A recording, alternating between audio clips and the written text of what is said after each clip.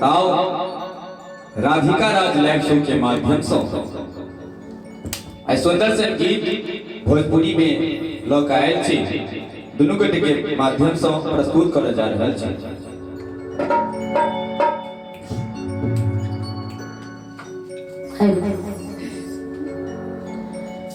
नई झुलनी के छैया बलम दुपहरिया बिताइला हो। नई झुलनी के छैया बलम दुपहरिया बिताइला हो। नई झुलनी के छैया बलम दुपहरिया बिताइला हो।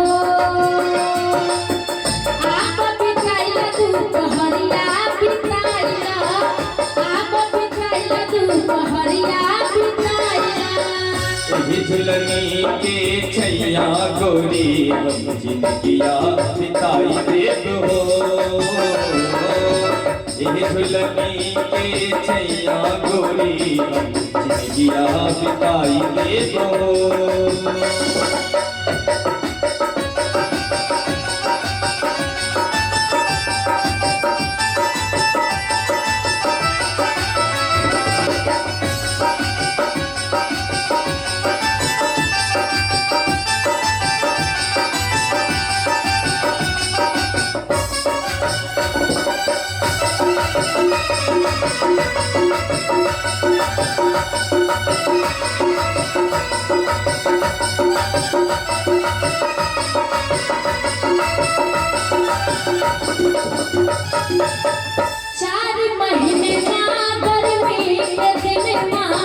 गर्मी के दिन माँ हो चूहे पसीना।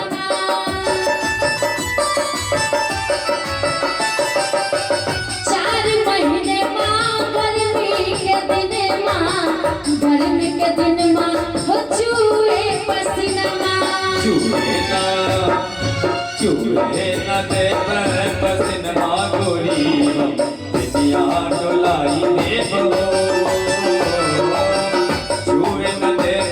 पसीना गोरी दुनिया डोलाई देबो।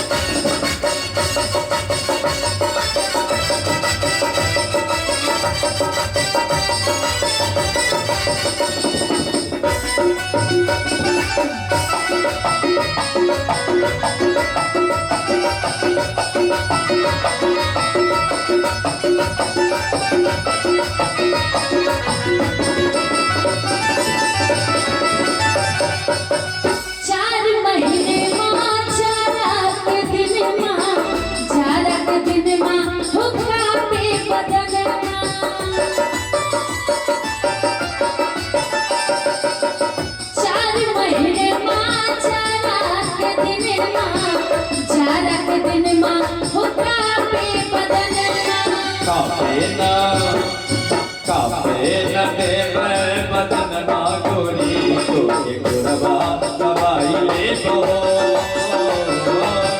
कापे न देव बदन मा गोरी तोके गुरबा दवाई ले दो।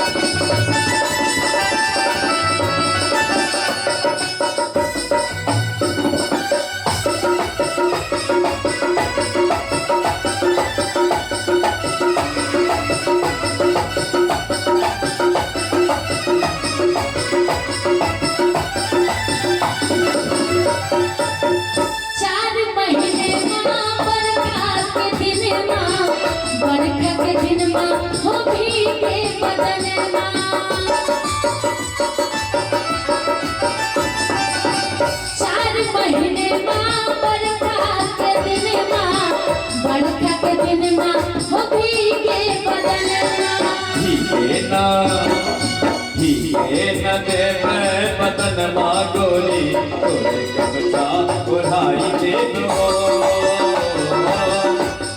दिन देव बदन मागोरी तोरे गमछा उड़ाई देबो नहीं झुलने के छैया बलम तू पहरिया बिताइला हो नहीं दुल्हनी के छैया गोरी जिंदगिया बिताई देबो